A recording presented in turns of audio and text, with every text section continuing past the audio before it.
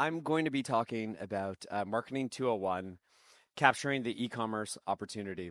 Last year, I had the opportunity to do this outside with a smaller group, which was quite lovely.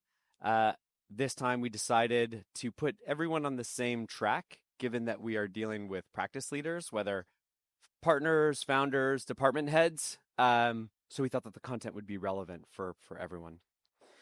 So most of you know me, but you might not know my background, so I'll just give you a brief overview. I've been marketing to small businesses and to accounting firms since 2017. I had the opportunity to work with Jamie and Jamie in the HubDoc team, also Youssef from Relay, and then recently joined, well, not recently, it's been about 4 years, but kind of recently, uh, A2X. Before that, I would market to enterprises. So I've had the full spectrum of small business, mid-market, and enterprise. I've also done some consulting. So another fun fact is I've worked with teams at Sun7, with Relay, and other cloud accounting apps within the space. So I've had a lot of exposure and conversations with accounting firms for close to a decade. And one of my favorite topics, obviously, is marketing. I'm kind of obsessed with it because I think that there's a massive opportunity for accounting practices specifically as it relates to putting their brands in front of their target audiences. And I'm going to say this because we're friends. The reason why I think that there's a lot of opportunity is because I don't think that anyone does this particularly well. Um, with the, like Sam's benchmark is awesome, and there are a lot of really nice shining lights within this room. I'm talking about people that aren't here, obviously. Uh, so I've written newsletters about it. I've done sessions on it. I've done podcasts with Dan, and in addition to that, I actually have monthlies with many of your marketing teams. A few practices here. If you want to get involved with that, come and talk to me. I'd be happy to discuss doing that with you as well, because obviously rising tides raise all ships. And if you can get your brand in front of more e-commerce businesses, that means that A2X can as well, because we are partners after all. So we've been hitting on this point pretty much in every single session up to this point. But although e-commerce feels a little bit yucky and that the total addressable market might not be growing, because things feel yucky, you need more financial visibility than ever to be able to operate in this new environment, especially when your margins are getting squeezed. So, financial visibility becomes of critical importance. And luckily, we collectively, as partners, A2X and you as accounting partners, provide that visibility. We also have the added benefit of saving margin. So, Taylor was talking about kind of that curve yesterday of people going in house to eventually outsourcing. And we are kind of that outsourcing group. Sam Hill talked about it earlier today as well. People that are letting go of their in-house finance teams and looking for outsourced services. And this isn't just a qualitative theory. This is showing up in our own data. So A2X, unlike an accounting firm, we deal in the hundreds of thousands, so thousands of trials and hundreds of subscriptions on any given month. So we feel that our data is kind of a microcosm in terms of what's happening in the e-commerce accounting space specifically. So this graph here shows A2X year over year new logo acquisition. Please do not take a picture of this or Jamie McDonald will kill me. You'll see these spikes here, which we probably all experience collectively, which is the COVID insanity boom. And then after that is really, really hard to compare to year over year performance, right? Because obviously, people started going to brick and mortar retailers, right? They were leaving their house. They were, diversifying their mix of purchases. But something's happened in the last 6 months. Right as e-commerce has become probably the most challenging, A2X subscriptions started to grow. So we've been growing on average 30% year over year for the last 6 months. In July, we grew 70%. And I think in September this month, we're currently forecasted to grow 50% year over year on new logo acquisition. So I would love to take credit and say that's all our marketing, Jamie. Uh,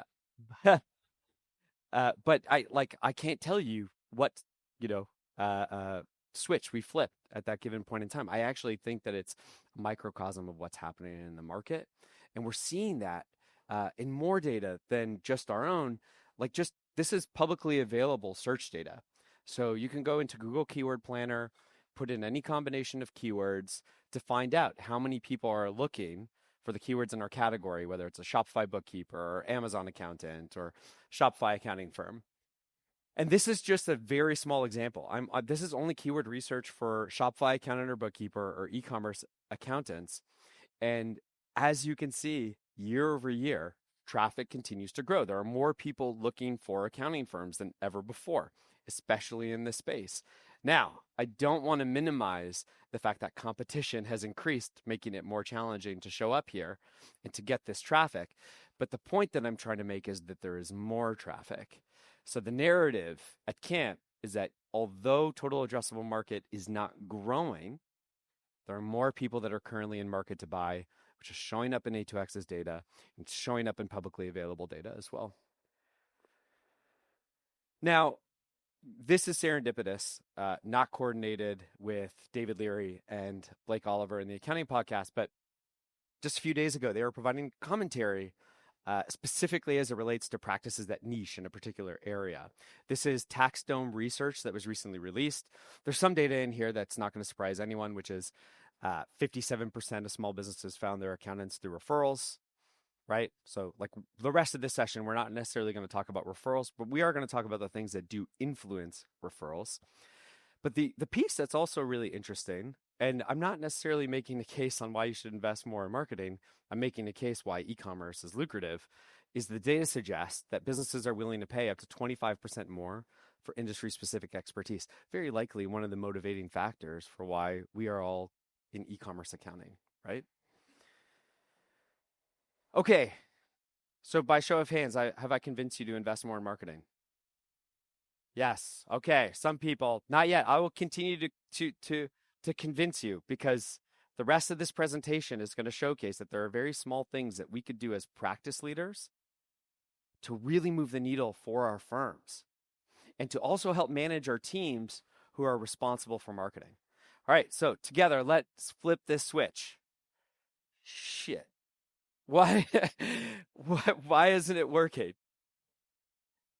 Well, because the reality, the dirty little secret, is that marketing is objectively harder today than it's ever been before. I'll give you an example or corollary. A2X, we are full-fledged marketing team. We have almost every function covered. We invest a lot in marketing. Think about this every single day. And a lot of the times we don't really know what to do in this current environment. And we do a lot of experimentation, right? We do a lot of spending. I think we get some things right, but I know that we don't know what we don't know in this new environment. Imagine that as an accounting firm, right? Who you have less resources. Sometimes, and a lot of time, marketing is on the back of the practice leader. So we're going to talk about what we can do to kind of overcome these obstacles in this new era. I'll also go over what these obstacles are because I don't think a lot of people realize how much things are currently changing. So in this session, we'll discuss the current landscape, how to adjust your marketing to capture the e-commerce accounting opportunity. What this session won't cover is we are not going to go through academical practices of brand positioning and messaging. I'm not going to give you the A2X SaaS playbook because it's kind of irrelevant to an accounting practice, right? Because, 10 or 20 additional clients, that's very meaningful in this business. So we're going to talk about how to capture that group, right? On a monthly basis, of course. And I'm not going to focus really any time on AI marketing hacks. I'm really going to be talking about some low-hanging fruit here that I think is going to be quite eye-opening to a lot of people in the room. And the reason why I know this is because, apologies in advance, but I've audited most of your marketing leading up to this session to understand what to showcase here. So, so I have some really great tips that'll hopefully help move us forward.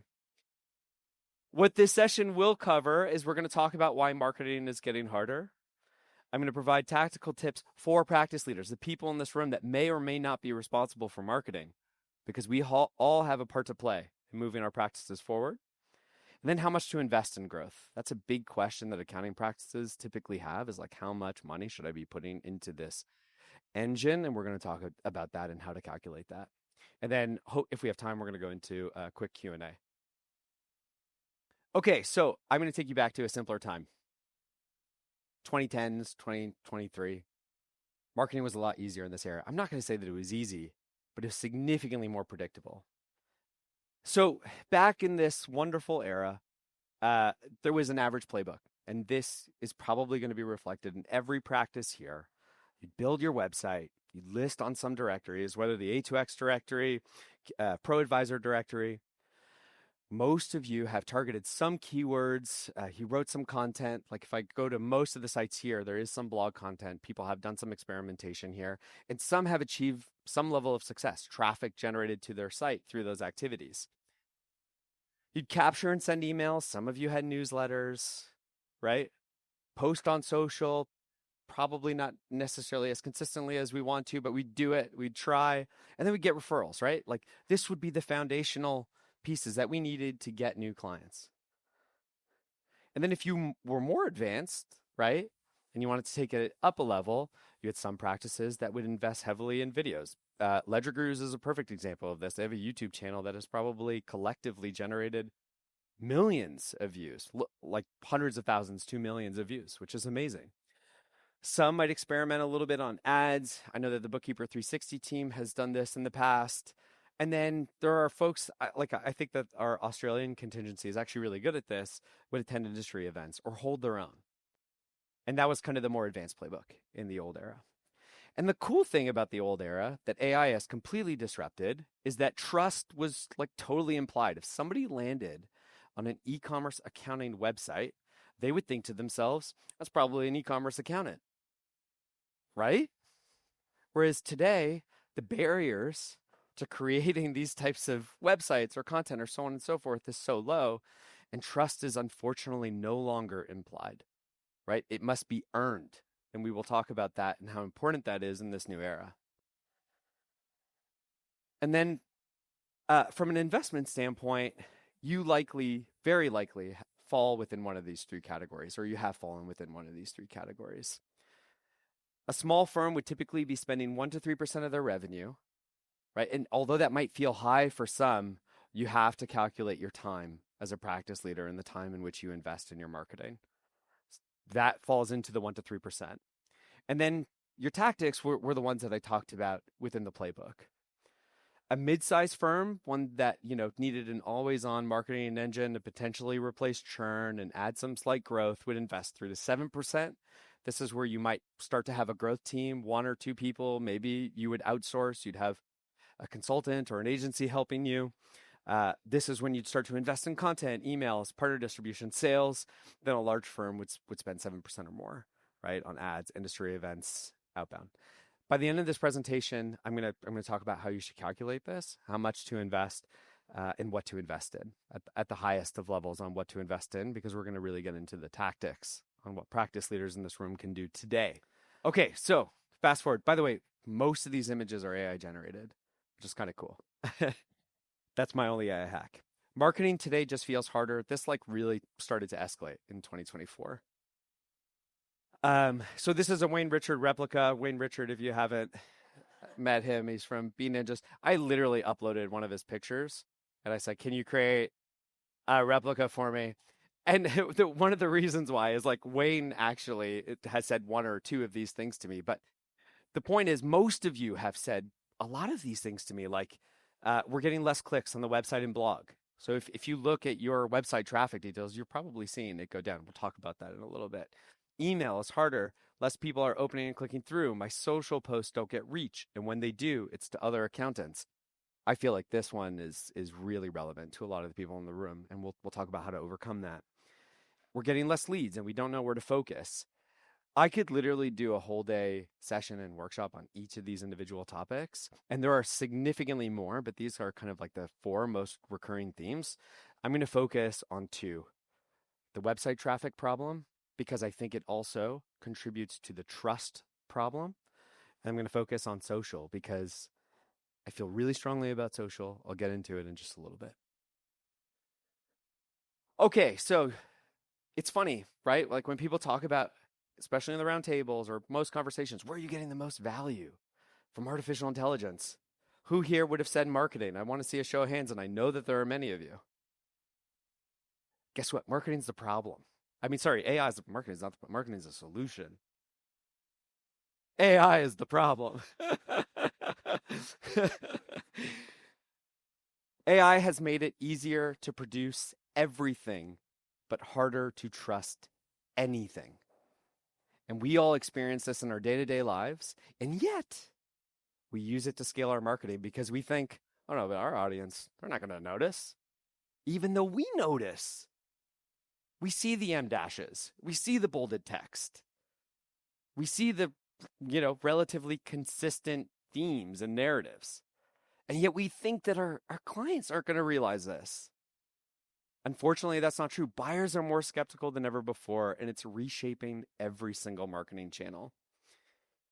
So let's get into the first one. We're getting less clicks on the website and blog. Why?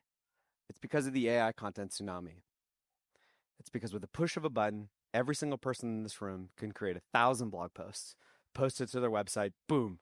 I've solved marketing. I can get rid of my marketing team and we're going to win. Unfortunately not. Google is responsible for sifting through all of this information and then making choices on who to rank first, second, third, fourth, fifth, sixth. Same thing with LLMs.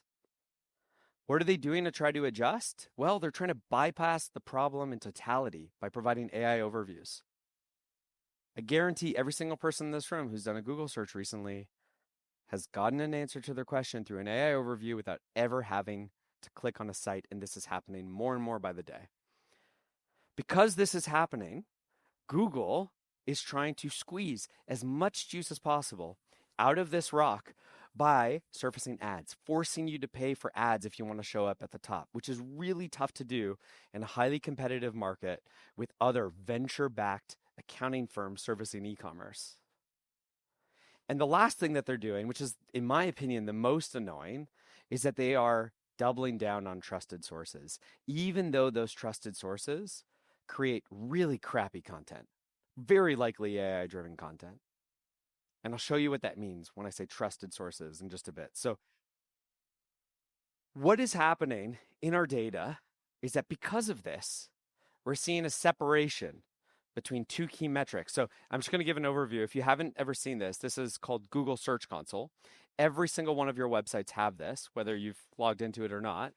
And it tracks organic impressions and clicks to your site, what pages are getting those clicks, and what queries are getting those clicks. And the blue line is our clicks. You see that on a very downward trajectory from Google. And the purple line is the impressions. We're getting more impressions than ever before, but we're getting less clicks. Well, you can thank the AI overviews for that, for one. And for two, this is really kind of where things get interesting, because I showcased that over the last 6 months, our numbers are going up, and yet these metrics are going down. What the heck is happening? Okay, so let's actually run an experiment. So we are going to do a Google search for Shopify Bookkeeper, which is something that all of us want to rank for in this room, in an incognito browser. Let's go ahead and search and see what happens. Boom, first result, an AI overview. The impression that you're seeing, that purple line that you're seeing, it's because luckily AI has an e-commerce accounting and bookkeeping directory where we promote all of our partners and we show up in the citation. We work really hard on that directory to try to get it to show up in most search queries. But now all of that effort is showing up in a citation, which is increasing our impressions, but decreasing our clicks. That sucks, right? Then number 2, number 3, number 4, all ads. And by the way, it's not subtle. Like you have pictures, you have site extensions, like it's hardcore. Hard to compete. This is the first page. Do you know what they used to say? What's the easiest way to hide any piece of information about you? Yeah, get it on the second page of Google. No one ever gets there. And this is now what's happening. We're not even at the first organic result. And we have ads and AI overviews. The 5th and the 6th result is Shopify. So do you remember how I said Google is now optimizing for trusted sources? So I Googled Shopify. So it's making the decision that, well, like if somebody's Googling Shopify, then Shopify is the trusted source. So this is a lot easier for me than to sift through those 1,000 pieces of AI content to figure out what to rank first. But guess what? This sucks compared to the query. E-commerce bookkeeping 101 for small business. Is that a Shopify bookkeeper? No. How to start a bookkeeping business in 7 simple steps. Is that a Shopify bookkeeper? No. So the search experience is deteriorating because Google does not know what to do. Seventh and eighth results are what's called a search engine result page feature. So it's like people also ask in YouTube, which drives down more organic links below the fold. And then ninth result, luckily you have the A2X directory. We finally got there, everyone. And the 10th result, Shopify again. And then the 11th result, and really finally, is an accounting firm. This is a really crappy game to play. So for those of you that have invested in content in the past, or SEO, and you were getting traffic and impressions to your site, Google used to send you high value traffic, but unless you make some really major adjustments, this is a very, very tough battle. So I'm going to talk to you about how to think about this battle and how to re-divert a lot of your efforts. And then the other interesting thing is Google is no longer the only player in town, especially for tech-savvy audiences. In my opinion, e-commerce businesses just so happen to be some of the most tech-savvy audiences. And they're now moving towards LLMs as their search engine. And they're providing it with a lot of context to get very specific results. So you now have to compete with this as well. I would actually make a strong argument, and I have made a strong argument to Jamie about a year ago, that this is where we should invest most of our resources. So we actually started to ignore the drop in traffic. We have a 50% drop in year-over-year traffic from Google to our website, and yet we're growing because we're showing up in LLMs. And I'll talk to you about how I think we can all do this in a very easy, low-hanging fruit way as practice leaders, not as marketing teams, as practice leaders. Okay, so what is fake Wayne to do? You'll see Wayne in a bunch of different positions throughout this presentation. Okay, so the options as I see them. Option 1, give up this battle in favor of other channels like events and referrals, etc. Although I think that's a decent option, I think that it is the wrong option because a lot of the tactics that I'm going to show you are there to help you scale trust in a very low trust environment. So whether it helps you in the LLMs or not, it's going to help you with client acquisition and referrals, I promise you. Number 2 is go all in with resources, cash, and guesses. And I say guesses, and although they might be informed guesses, they're guesses because nobody knows what they're doing in this area. So that's the path that we've taken. We take a lot of informed guesses, we make a lot of experiments, and then we see where the chips fall. But if Jamie asked me tomorrow, he said, Jeff, what are you going to continue investing in? What are you going to stop investing in as it relates to LLM optimization? I don't have an answer for him. I would say I need to keep doing everything right now because I don't know. Yeah, I'm making a case for budget. And the third option is minimum viable marketing for LLMs, which just so happens to also scale trust across your digital presence. And this is where I think we live right now. Now, I'm not saying don't do number 2. I'm saying if number 2 feels scary, and it might, because I'm not gonna gatekeep. I'm gonna tell you exactly what we're doing to rank for LLMs. But I think a way to get there, step ladder, number 3 is where we want to focus first. What's the least amount of effort that we can put in to build trust, but to also hopefully rank in LLMs or in AI overviews or whatever on a going forward basis? Okay, so the all-in approach, what A2X is doing.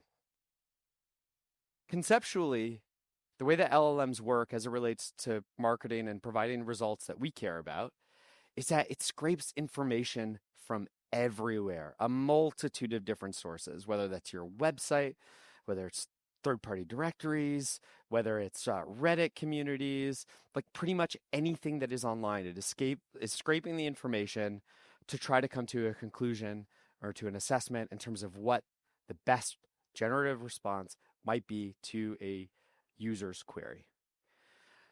So given that the internet is being scraped constantly by these robots, why don't we play this game? Why don't we make our website really easy to scrape for the bots, right? Why don't we focus on schema markups, which is effectively like a fancy way to say like really robust, readable metadata for the bots? So that's one of the areas that we've invested quite a bit. Now, this might sound really technical, but I'm going to give you a pro tip. I said I wasn't going to give you any AI hacks, but I'm going to give you one. And it's that you could literally input your website into ChatGPT and you can ask it, how can I make this more readable for your scrapers? And it will give you literally step-by-step instructions on what to do and what to share with whoever runs your website. If whether you have a developer, whether you have a marketing team, so on and so forth. That's what we did. We literally did that. And then we created tickets for our engineering team to start to execute against. And we were sending them very highly technical pieces of content. They would come back to us and be like, do you even know what you're asking for? And my response was no, but ChatGPT says this works. So we've kind of been executing against this, and I think we've been reaping the rewards. Like I said, guesses, right? The other thing that's really important is third-party listings such as Google, A2X directory, and the really most important thing as these third-party listings go is reviews. I'm like, if you leave with nothing else, a lot of reviews across a diversity of platforms, because what the LLMs are trying to do is they're trying to understand if you are an authority on a particular topic. How do you demonstrate authority and trust? Well, one of the easiest and best ways to do that is to get other people to say nice things about you.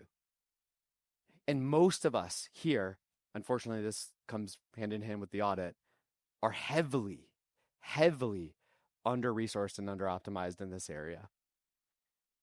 And I'll get into that in just a little bit. I don't want to, Phil, you're going to be in one of the next slides, but it's positive, so don't be scared. The third is to get brand mentions on third-party sites, right? Because I said LLMs scrape information from across the web, then you better be mentioned everywhere and anywhere that is relevant to your category. In this case, let's assume e-commerce accounting. Now, this, in the old days of SEO, you would think this is backlinks. It's actually a lot easier today. Nobody cares about backlinks, right? We care about brand mentions. And one of the fun things about brand mentions, and one of the reasons why I'm going to jump into social media, is because what do you get from social media the most? And social media just so happens to be one of the largest sources for training for the LLMs. So what used to be a vanity metric or a vanity channel is now critically important in building trust with your audience, building an audience, and also hopefully ranking for the LLMs. And the last piece is to go deep on really technical content. The LLMs can't answer on YouTube and your site. One of the things that you'll notice is if you use an LLM and you ask it a basic question, it'll give you an answer with 100% confidence, and it will not link to any third-party sites. But the second that you get into any level of depth, it hedges its bets and it cites third-party sites that it believes to be credible on the topic in which you are asking about. The way that you show credibility and show up in those long-tail generative queries is by really focusing on technical content. And we do that in two ways at A2X because we believe YouTube is also one of the largest sources of training for the LLMs. We create a lot of videos, and then we also have been investing quite a bit in our help desk and going really, really deep and really, really technical. The other thing, I talked about this a lot, and I'm not going to go through this in depth, but I talked about this a lot in the marketing session last year. As a mechanism to rank on Google, guess what? The same rules apply. Because what we're trying to do is we're trying to convince the LLMs that we are the authority on a particular topic. So you can deploy the EAT framework, which effectively stands for experience, expertise, authoritativeness, and trustworthiness. And said in the most simplest of ways, you have to think about EAT as it relates to any content or any sites that you produce, whether it's a blog post, whether it's your website, whether it's a social post. Think about EAT. And experience just means, am I sharing real world examples, right? Expertise is, can I go really, really deep on a topic? Authoritativeness is, am I showing my resume and my track record, right? Am I a voice in the space that is recognized? Trustworthiness, reviews, right? Like we all do it when we search for products and solutions. If I'm on Amazon or if I'm on looking for a hotel or whatever, a restaurant, First thing I go to is reviews. I don't care about the menu. Tell me if the food's good. Very critically important. Now, I don't want to boast because this is not a boasting effect, but it's kind of working. We think it's working. This is the traffic that we're generating to our site from LLMs. And then this is the amount of subscriptions that we are generating from LLMs. It is our fastest growing acquisition channel by far. And it continues to scale and it continues to grow. And I believe that if we chat about this a year from now, it's going to surpass our direct traffic. It's going to, direct subscriptions. It's going to surpass our organic search subscriptions, most of the channels in which we try to distribute A2X. Okay, so that's the all-in approach, not gatekeeping. If you want to dive in deeper with me, I have way more thoughts. I even have a fifth secret pillar that I don't tell people about because everyone disagrees, but I feel really strongly about it. Let's get into the minimum viable approach, what we can do here as practice leaders to play in this new game of showing up in LLMs, but more importantly, right? Like forget LLMs for a second, but more importantly, establishing trust and authority for our target audiences across these digital platforms where trust is hard to come by. Okay, so I'm going to go through a few examples here. And as I'm going through these examples, I'd like you to ask yourself if you as your practice is doing this. I'm not going to ask people to raise their hands, but I want, this is the biggest takeaway because this is the thing that you're going to use and you're going to go home with and you're going to say, I need to do this thing. Or you're going to tell your marketing team, I need to do this thing. Super low-hanging fruit for everybody here that they can execute against. So the first question, if you are writing content on your site, if you have a blog, if you have resources, if you have whatever, this is my wife's website, by the way, does your page have an author? Does that link to an author bio? If you are investing and going deep on a piece of content, right, and demonstrating expertise, how are you demonstrating authority to Google and to the LLMs if you don't have an author and an author bio to say, hey, I have every right to be talking about this topic because I know my stuff, right? Because otherwise, and you have no author bio, like what's the difference between this and, a blog post that was written from an LLM? This is one of the ways, right, that we demonstrate trust and authority, that there's a human behind what we're putting out there. Now, don't get me wrong, you can lie about this and put fake people and whatever, but there are other things that I'm going to show you that kind of continue to build this like aura of trust and authority around your persona that is going to help you win. So that's the first one. The only reason my wife's here is because we talked a lot about her practice and her marketing last year outside. So if you weren't here last year, you might think that this is weird. It's not, I promise. Okay, the next question. Oh, I just want to go back to this. So through the audit, over 60% of the people in this room that are producing blog content do not have an author on any of their pieces of content, do not have an author page. It's a call to action. It's not a dig, I promise. Does your website have a team page and bios? So this is really interesting. Like I'll talk to a lot of people here in Awesome, like, how do you think you're doing with your marketing? And they're like, yeah, I think we're good. We got the basics down, right? And then I'll ask, like, okay, can we go check out your site? Can we go check out these things? And then they'll notice, okay, well, they're not putting a face, right, to their business. They're not telling people what they're all about, what's behind the brand, right? It's not a mechanism to build trust or authority. So most firms, unfortunately, don't have a team page or individual team member team page bios to demonstrate authority. I want to say, Wayne, good job, and team, and Meryl and team. This is real Wayne, by the way. The next thing is, if you're on social media, do your social profiles have an about? Really important. I'm using Sam as an example here. And the about should be related to your target audience and the area of expertise in which you have. Because social is no longer a vanity channel or metric. It is one of the ways in which we train the LLMs. And if you now have an author page and you're writing blog posts and you have a bio, and you now have your company page with a bio, and you're now posting on social, and all of these things speak to the same topic, right? And the LLMs are scraping information from across the web. What conclusion do you think they're going to be coming to? they're going to be coming to the conclusion that this person knows what they're doing, especially as it relates to the answers that they're providing to their users. Sorry, Sam, I'm two in a row here. Do you have the same profile picture on socials? Now, this one's interesting. Yeah, you don't. Yeah, you on these two.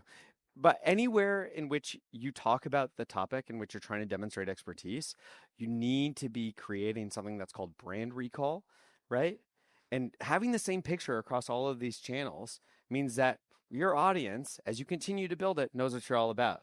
Oh, I see this picture with the blue background or the yellow background or whatever, and I have a understanding of what this tweet is or what this LinkedIn post is going to be all about, right?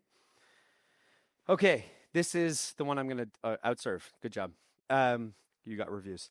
This is one of the ones that I'm going to hit the hammer on as hard as possible. But do you have third-party listings, and are you optimizing for reviews on a continuous basis? I also have an anecdote on this one, right? That means Google My Business Profile. That means A2X directories. So here's a fun fact. So Sam and I, about 3 months ago, I don't know if you're going to remember this, Sam, but it is fresh in my mind. We did a incognito browser ChatGPT search where we looked for accounting firm that provides ecom CFO services. We literally wrote ecom CFO. You remember that, Sam? So we looked for this and there were 10 responses. And unfortunately, none of them were ecom CFO, even though they own the domain. That's their brand name. They're the only ones, right? And what was the one thing that they all had in common? They had two things in common. They had a Google My Business profile. Sounds super simple, right? And they had a few reviews. Guess what Sam went off to do right after? Created it. Yeah. And collected, I think, 2 or 3 reviews. We did a check a few weeks ago. We searched the same exact query, accounting firms providing ecom CFO services in an incognito browser. Guess who showed up? Ecom CFO. Like we like to sometimes overcomplicate and say that it's so hard to jump over all these hurdles to adapt to these new channels, but sometimes it's just the basics that get us there. So I'll just, again, in an effort not to gatekeep, you need to make reviews a part of your company culture. So you can automate this process, right? You can automate it. But I would implore you to train your team that anytime one of your clients says, thank you, this was really helpful, I really appreciate it, to use that as an opportunity to ask them a simple request. Can you mind just writing a review? And 99% of the time, they're going to say yes. And that is going to help tremendously. Now, I did an audit, and I think it's close to 90% of the practices in this room haven't got their last review in over 3 months. That's crazy, right? Especially when we think about that being just a pebble that we can throw, a hurdle that we can overcome to compete in this new world. Okay, so if you've done the basics really well, let's talk about the next piece. Do you engage in your area of expertise across the web?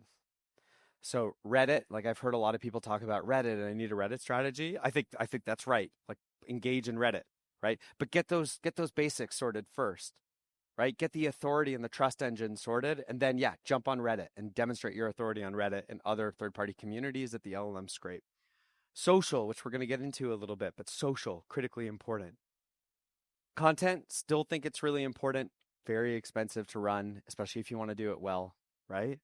And then partners and publications and so on and so forth. Like when I say partnerships and publications, Stephen Muller and I were having a conversation about this earlier, but like submit your practice for awards. Even if you just end up being a finalist and they announce you as a finalist, guess what? The LLM is going to scrape that information and they're going to know that this person is the finalist and the category in which they want to target their audience with, right? Publications, like obviously the Bookkeeper 360 team invests a lot of time and effort in relationships with third-party publications like NerdWallet and Forbes, but like, and I'm not saying do that, but work with A2X. We'll write content together. We'll mention you. We are an authority on the topic of e-commerce accounting. We'll help.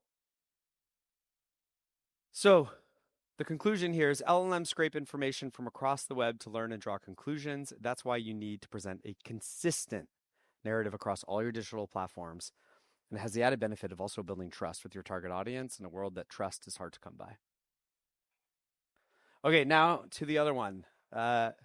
Wayne again. My social posts don't get reach, and when they do, it's to other accountants. Now, social media, right? Used to be a vanity metric. Do you like how we've been asking you to take selfies with me? I'm very vain. Um, Only in good lighting, please. Uh, so social is no longer a vanity metric or channel despite popular belief, right? This is something that is so interesting because if you were to talk to SaaS companies or even accounting firms and people would think about their social media, what type of individual would they usually hire for social? Young, inexperienced, right? It'd be like an entry point. I'm here to make a case that social is now one of your most important channels in 2025 and beyond. Not just because it is a training source for the LLMs, but because it's a way to reach your audience directly on digital channels where it's really hard to reach audiences today, to build authority and to build a brand. It's a credibility and discovery channel that drives reputation, referrals, and pipelines, but it's dealing with the same issue. Social is also dealing with an AI tsunami of content. I'm sure everyone here has recognized an AI created piece on their social platforms. I'm sure, including myself, I have on occasion been guilty of using LLMs to write a social post. And the platforms are trying to do a lot to suppress this, right? Because if social just ends up being an AI bot, right, writing your social post, and then somebody who's responding to your social post with an AI response, it's just AI talking to AI talking to AI, and then they lose all value. The social channels lose all value, right? So they're changing the algos. So what worked yesterday? Where's Pedro? I don't know if he's in the room, but oh, there he is. Pedro, I like this, has identified in many of his recent social posts with some level of frustration that what he was doing 3 or 4 weeks ago was starting to get suppressed. Was that not the feeling that you had recently? I don't mean to put you on the spot.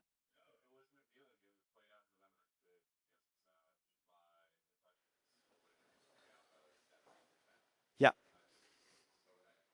And that's because they're constantly changing the algorithms to try to address the AI tsunami of content.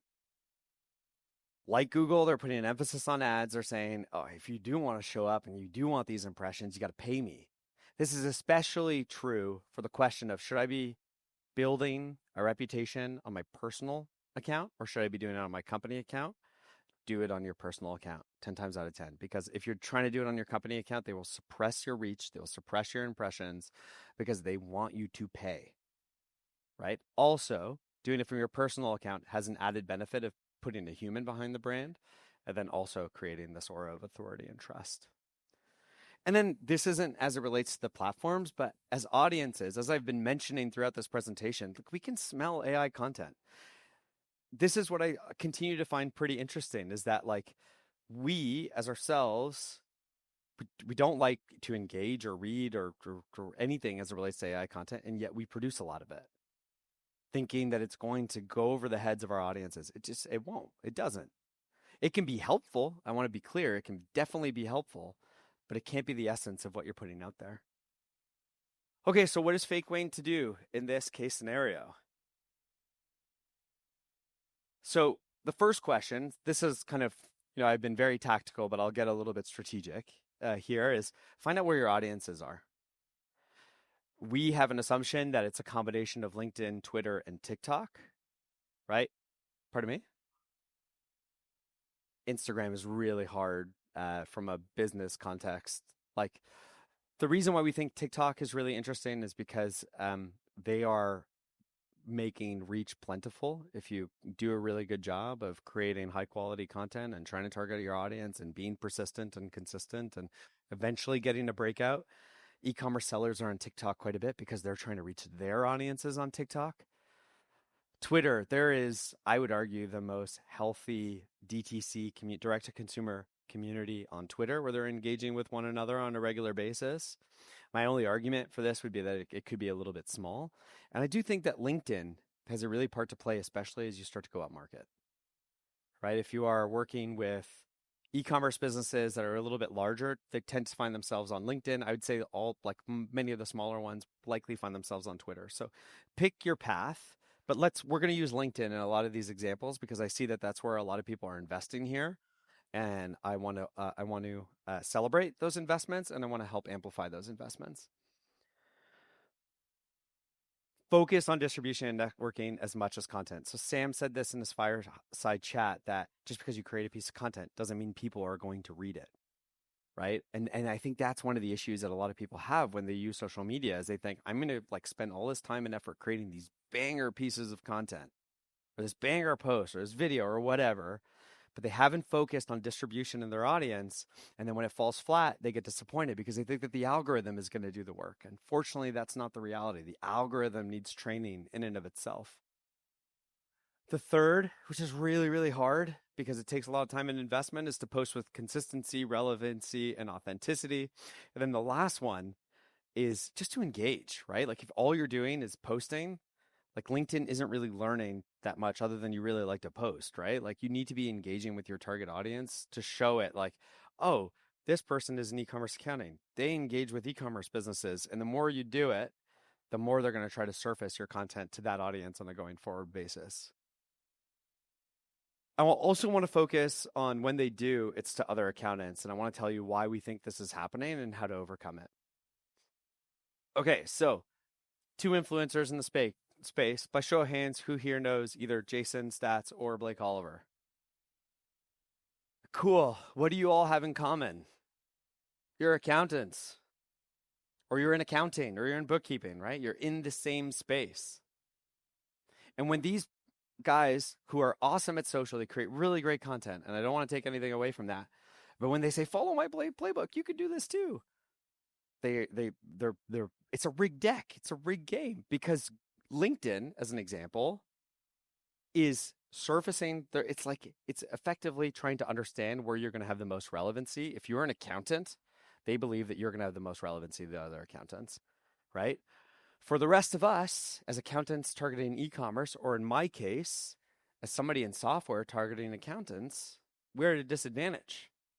And like I would say in most conversations I've had with everyone in this room, nobody really realizes that.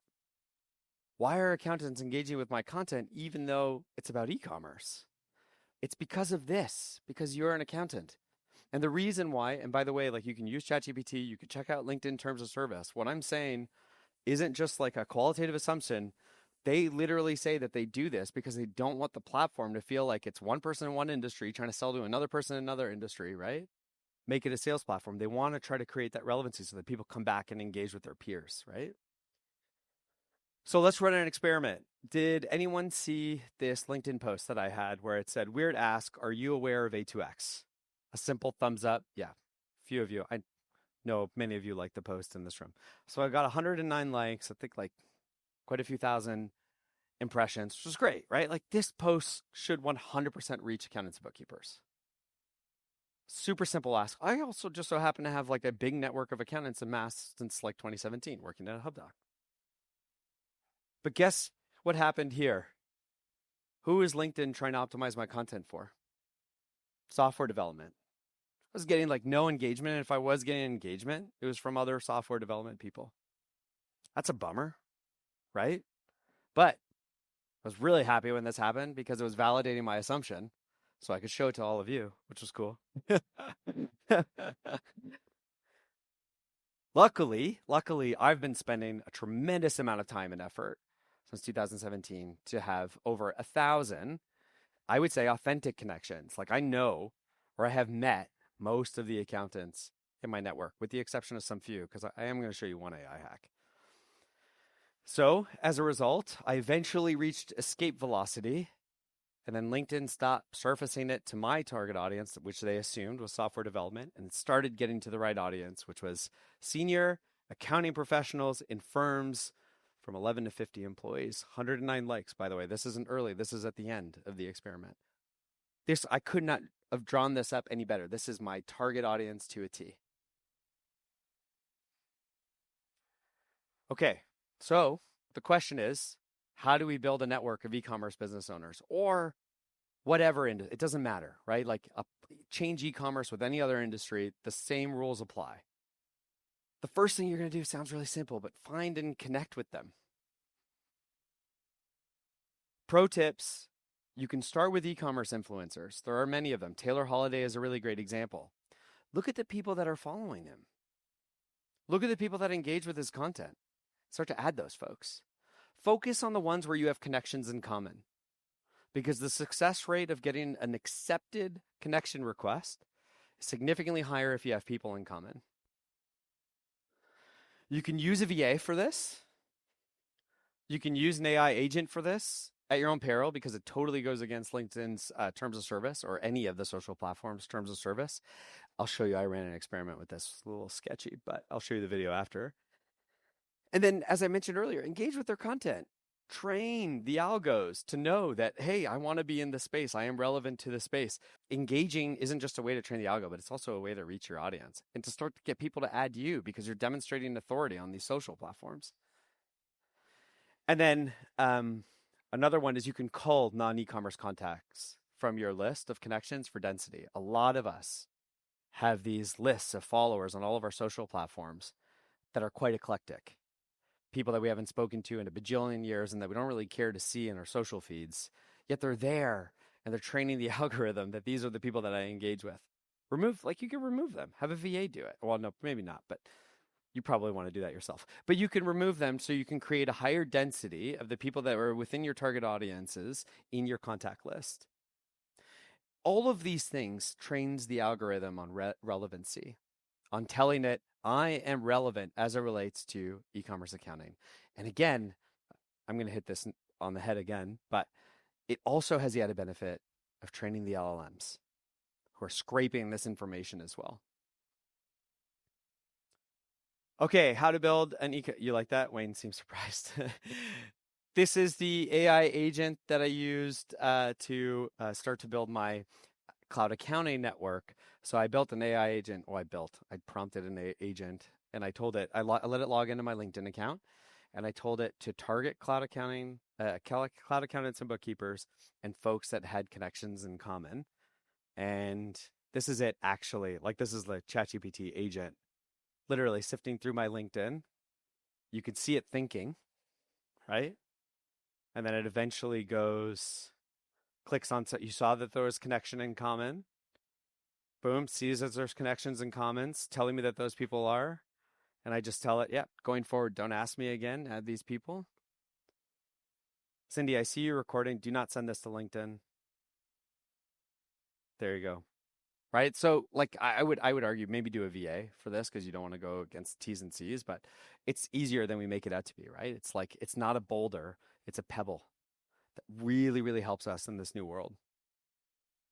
And then the other hard part is like figuring out, okay, I'm going to post with consistency, relevancy, and authenticity. I'm going to build my network. But the hardest part is like, what type of content do I produce? So I'll give you two pieces of advice. One is create content. Every piece of content should directly or indirectly tie back to your target audience and the value in which you are trying to provide. Now, the mechanism in which you do that is totally up to you. And I would recommend that you make it authentically you. So you can do education and authority building. I'm seeing Oliver Blackmore from Elver do a lot of posts that's providing like actual tips and tricks on e-commerce accounting. That is education and authority building, supplemented with e-commerce network building. I think he's going to get a lot of success through that.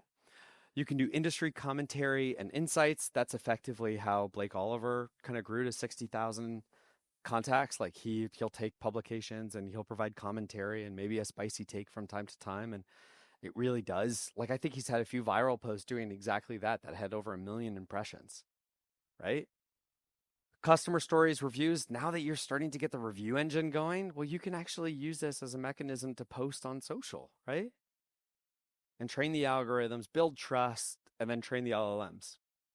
You could do resources, research, etc. That's totally in line with Sam's benchmark report strategy. You could do relatable human experiences.